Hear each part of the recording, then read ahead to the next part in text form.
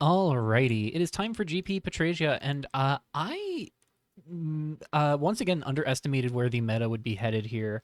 Um, I spent a lot of this GP prepping for two particular types of strategies, and that was a lot of like breakneck aggro decks that just try to kill you as fast as possible, and the like high mana graveyard decks that are resilient to graveyard hate and just get to bury you in value before you can really do anything about it. Um, so those were the two decks that were highest on my radar. But from my understanding, there's really only the one person on the proper Black Green Chronicles ramp deck that won last month, which is Philippe, running back his deck that won last month. And then there's two people on Mono Green Stompy, which was the big aggro deck of choice that I was most afraid of. But there's actually more players on activated ability aggro, which I did not have my eyes set on too much because of anticipating that, after it not being too successful last month, people would be a little more hesitant. But nope, people are still on activated ability aggro, and in fact have begun adopting Yeji into that list pretty prevalently. Um, so uh, lots of other decks in the field. It's a pretty diverse field overall. Was very nervous about going into this field. I was worried it would be a very polarized meta, but it is much more open than I was expecting. And I ended up settling on two cards that I'm surprised to see just how represented they are in the field. I believe I'm one of three players, maybe even four, on Aqua Crew flagship. And I know there are multiple other people on Lightspeed launcher as well. The list I had started with was one innovated by PTM, which is the Lightspeed Launcher Burn deck that I know someone else did queue into this GP. Crush Castle has queued the original version of PTM's list with some modifications to make it a little more like engine-y, like multiple copies of Keranos, multiple copies of Blistering Cryo Phoenix. But I tinkered around with that version of the deck, and I found that I wasn't really liking Keranos a whole lot. I tinkered with Cryo Phoenix for a little while, and I felt like the things that Cryo Phoenix were doing were kind of just dirtily more than anything. And it did provide some nice card filtering and card advantage, but I think I just wanted to lean towards the matchups that I thought would be the hardest, and having some good advantages into those matchups. And in that regard, where that put me was trying to shed some of the more burn heavy elements and leaning into tempo. So, what we've got here is a blue red tempo shell leaning on these two artifacts that are capable of generating some card selection or advantage, as well as otherwise putting my opponent under some really awkward pressure. Launcher giving my attacking creatures first strike can make blocking really difficult for my opponent, as well as keeping the card flow going whenever I amp it up. Aqua Crew Flagship is going to help yield bodies over time as we flash back spells or cast spells for their surface costs. And you can also just use it to filter cards, or even just play our 2 mana 2/2 that is in the deck, and use it to crew the Aqua Crew Flagship and just punch in for 4. So those are kind of the core of the deck. These two artifacts really make up the basis of what's going on, alongside Savvy Smith. 2 mana 2/2 Goblin Artificer. Whenever we cast an instant or sorcery, we get to choose one that hasn't been chosen this turn. So we can make a 1/1 construct. We can make mana of any type, or we can discard a card to draw a card. We're usually going to be, kind of flexible based on the situation, but oftentimes I think we're going to lean towards wanting to discard to draw or make mana of any type. We can even just full sail draw a card if our hand is empty, because the draw is not conditional on us discarding the card. So there's some nice value to be had there as well. The 1/1 constructs are good at going up the board, and if we can make a couple, those can crew the Aqua Crew Flagship as well. And making the tokens between Savvy Smith and Flagship is also nice for going wide to help amp it up more reliably with Lightspeed Launcher. So these three cards put us into a very spell slinger oriented tempo strategy, where we are kind of interested in going wide thanks to tokens from Flagship and Savvy Smith. We want a lot of instants and sorceries because of Savvy Smith. Flagship wants us to be casting spells from the graveyard, and then Lightspeed Launcher wants us to just be double spelling every turn and trying to swing with at least 3 creatures every turn as well. Where that leaves us is with 20 instants and sorceries and 8 other creatures, split between playsets of Habe's Familiar and Scuttling Cicada. The Familiar is going to be our primary flyer, very good at scaling over time. Whenever we draw our second card each turn, this 2-mana 2/1 flyer gets a +1/+1 counter. Recently buffed at the start of the month to now block creatures normally, whereas previously it could only block flyers. This is good at just being a scary, quick ramping threat, thanks to Flagship, Lightspeed Launcher, and Savvy Smith, all providing card flow to keep Hallbase Familiar live. We're usually only triggering it once per turn cycle, but that alone is reliable enough to make this a real clock over time. But there are cases where we could wind up with 2 flagships in play, and we could tap them on our opponent's turn to trigger Hallbase Familiar on their turn, as well as triggering it on ours. Otherwise, we also have Scuttling Cicada. The front side, not too relevant, but can do some nice important things, most notably into Omen of Deception, Omen of Slaughters, rather, into Omen of Slaughters and Chronicle of Extinctions on the Edict mode. Scuttling Cicada provides us some insulation against Edict effects to preserve our Savvy Smiths, preserve our Hallbase Familiars, and make sure that our opponent's Edicts aren't just eating up our important creatures. But more importantly, this is a cheap creature we can discard as we fill our graveyard, and then we can pay a single blue to surface it as a 3/2 flyer for 1 mana. So not only is that a 1 mana 3/2 flyer that's going to just be another really solid clock to pressure our opponent, but can also be a creature, a spell out of the graveyard to trigger Aquacrypt Flagship. So in that case, if we have a flagship in play, then surfacing a Scuttling Cicada puts multiple bodies in play at once, and 1 mana for that ability makes it really easy to weave the Cicada surface cost into other things we're doing in our turns in like the mid game. As far as the instants and sorceries go, we've got 2 different play sets of Hyper Pop Prismatic mana cards. So these are always going to be blue and a red to cast in our particular deck. But we've got 4 copies of Refract, which is going to be our counterspell of choice. 2 mana instant counter target spell unless its controller pays 2. Look at its controller's hand and the top card of their library. Gets us some information so we can know what we're trying to hold up future copies of Refract around, or what we're looking to hold our burn spells for. As well as, get some information on what is and isn't safe to attack with. And also, just having a quench available is really nice. This is our counterspell of choice over something like Omen of Deception, which would be easier to cast, both because it's an instant to trigger Savvy Smith, and it goes directly to the graveyard upon resolution, whereas you'd have to pay 2 and a blue to sacrifice the Omen of Deception, meaning that this fills our graveyard for Scuttling Cicada's surface cost faster. Also, the added information gained from it, again, is very nice. We're also on 4 copies of Light Vein Arrow, just solid Lightning Strike variant, and getting the Scry one is very nice utility to help us fix our top decks, fix our draws, more reliably dig for the things that we need. The other burn spell we're rocking is a playset of Firebolts. Just 1 mana, deal 2. Having an instant deal 2 would be nice, but we chose this for specifically the flashback cost. It is very possible that we get up to 5 mana pretty reliably with this deck, despite being a tempo deck looking to blitz our opponent out. We also do care about developing mana reliably, and as we develop mana over time, we will push towards being able to flashback Firebolts, get some additional value out of the Firebolts, maybe trigger Aquacrew flagships, just keep the engines greased in that regard. So there's a burn spell that can just do some minor work early on, and then we can flash it back in the matchups where we need to flash it back. It's also just, a safe burn spell that we can board out for other tricks in our sideboard. This will often get boarded out, but it was something that I felt was just necessary for the main deck, especially with how concerned I was with aggro decks just kind of blitzing us out. And it does have some utility into the slower decks too, picking off ramp creatures like Mana Harvesters and Alrontan Visionary. And the stupid 2 mana 2/2 Centaur that I keep getting hit by late into GPs. Hold on. Star-Studded Sagittar.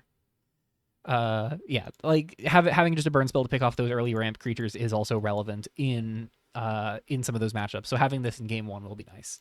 And then finally we have 2 playsets of card selection, card filtering, card advantage E kinds of spells. We have 4 copies of Igneous Visions, which will impulse draw the top card of our library, and we can flash it back for a single red.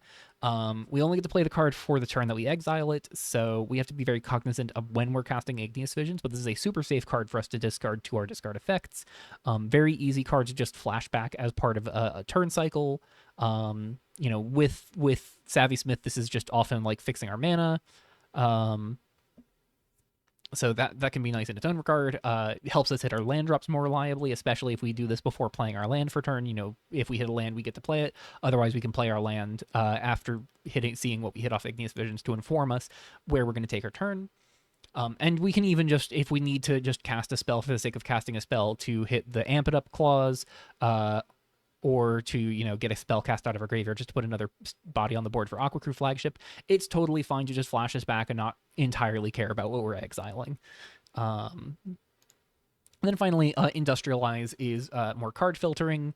We can kind of turn that filtering card disadvantage element of this card into an advantage for us because of how many things we just don't really mind sending to the graveyard. So the Scry 1 draw discard becomes more beneficial for us. And then the flashback cost being 1 mana is really fundamentally important for making this both castable out of the hand and castable out of the graveyard for cheap. I was surprised to see multiple people bring a Grixis Phoenix deck, leaning on Blistering Cryo Phoenix to loop these flashback spells. And they're specifically leaning on Wade Through Spores a lot. Which I know has a lot of people, this is not Wade Through Spores. I know a lot of people have talked about how good Wade Through Spores is in general. It is just a discard spell out of the graveyard for a single mana. And it's a very easy card to justify discarding, very good with things like JJ Mack, which this is the last tournament for JJ Mack. And I believe Lilisor has brought JJ Mack, so that is getting some love, some representation. But I do know that Wade Through Spores was getting some love in this tournament. Multiple people have registered it. I felt like the 2-color mana base was really important. I really wanted to avoid too many mana complications.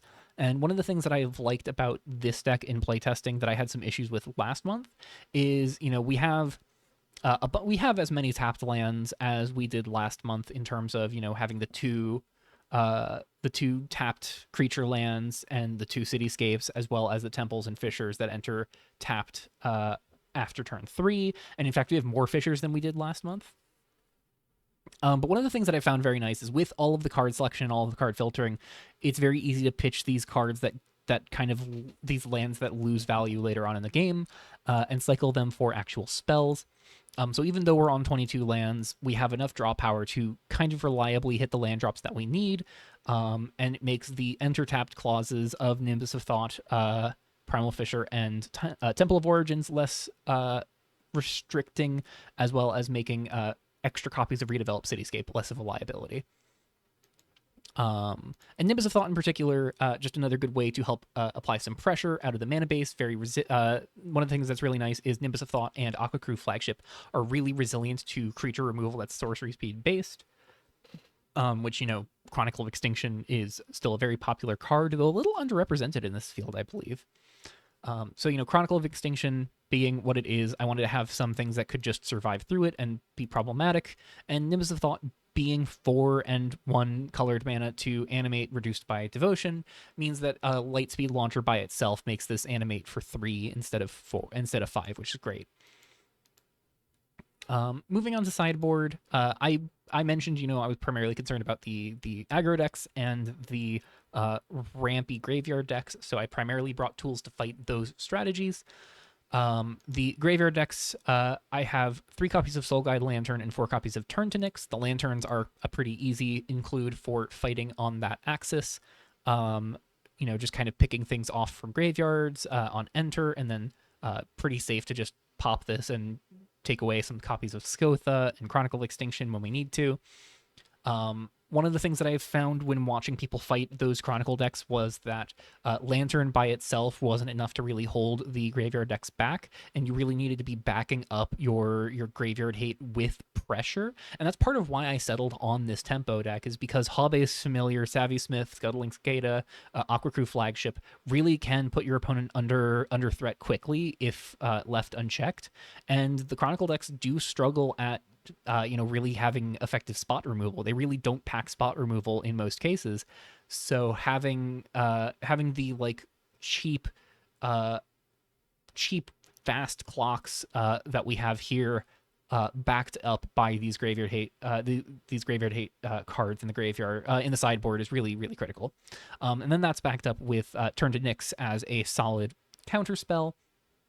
Lesser seen counterspell out of Theros Age of Tracks, but it is 1 and a blue to unconditionally counter something with mana value less than or equal to the number of cards in its controller's graveyard. This just feels really, really good, particularly right now. Hitting all of the graveyard decks having a counterspell that's just unconditional 2 mana, counter your thing. So all of these ramp decks trying to make a bunch of mana can play safely into Refract later on in the game, but Turn to Nyx provides us a way to fight back on the stack later on more reliably. And it's especially good in the face of something like a flashbacked Chronicle, since oftentimes when players are flashing back Chronicles, it's safe to assume they have at least 6 other cards in their graveyard, at which point Turn to Nyx caring about the mana value rather than the mana spent is really great, because either of the Chronicles that are seeing a lot of play are 6 mana value or less. So Turn to Nyx will hit those as well. And this also is nice just against a bunch of other cards in the field. Good against Yeji, a lot of Yeji in the field, and Turn to Nyx does have some solid game against Yeji as well. This card's benefiting a little bit by the proliferation of fetch lands lately. I think, honestly, people are sleeping on Turn to Nyx. If there's one big revelation I've had through so much of the GP prep this month, it is that I think Turn to Nyx is way better than people are giving it credit for, especially given how much people are filling their graveyards right now more than ever. So that's my graveyard sideboard plan. My aggro plan primarily hinges on Flame Whip and Terminal Impact. Flame Whip is new rework at the start of the month. 2 mana sorcery, deal 4 to target creature or planeswalker. There were some things that I was finding Late Vein Arrow and Firebolt were not quite enough to clear on their own.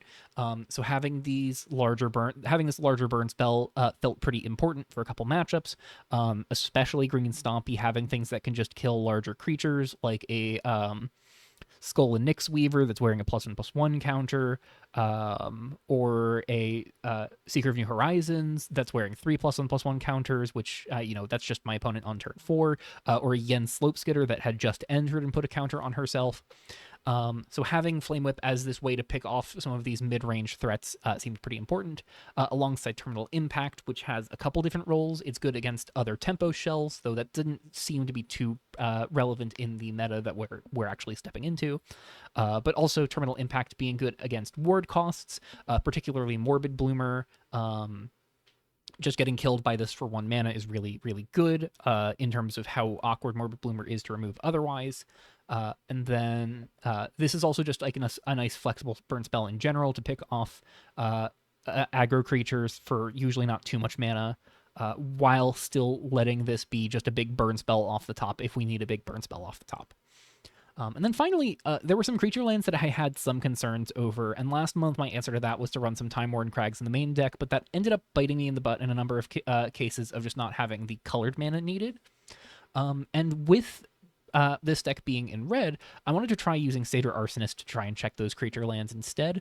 2 mana, 2/1, enters, destroys a non-basic land, and lets its controller search for a basic land card, put onto the battlefield, tap, then shuffle. In a pinch, this can just blow up a redeveloped cityscape if we don't want to blow up things in our hand, and we can just filter our cityscape later on into a basic. Most often, though, we're boarding this in specifically against those creature lands to have an answer to the problems we're staring down. Titan Stairs, Hundred-Handed Pillars, and Gates of the Underworld were the big ones. A lot of the white-based creature lands were the ones I was most afraid of, so having a check for that seems really important. And relevant to this deck is the prowess clause, the prowess text, where most decks probably would maybe get like 1 trigger off of it in any given turn cycle. We've got 20 instants and sorceries. We've got 6 artifacts. It's not impossible to be swinging this for 4 or even 5 pretty quickly.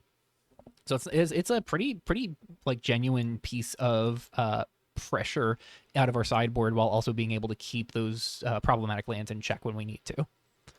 So that wraps up the deck tech for Lightspeed Tempo. I'm a little nervous about this GP, being entirely honest, both because the meta just went in places I had no idea what to expect from, but also a little nervous just on the basis of uh, having a lot of other things juggled over the course of this month. For those more integrated into the custom Magic community, you'll be aware that MSE Survivor started recently, and I am a participant in that. That is all I can say about that because it is my first time participating, and I am aware that they are pretty keen on people not discussing too much of their design practices. So I won't go into further detail on that. But I'm also looking to engage in the other Revolution tournament this month, and something you'll see on the channel over this next week is the draft tournament that's happening this month with the Revolution Curators Cube. So I'm going to be participating in 2 different Revolution tournaments this month. I'm also in a design contest. Lots of custom Magic stuff happening this month, to be sure. So keeping me very busy, keeping me very active in the community, and hopefully it won't let this tournament fall by the wayside too much. So with all of that said, I know pairings are posted. I know who my round 1 opponent is.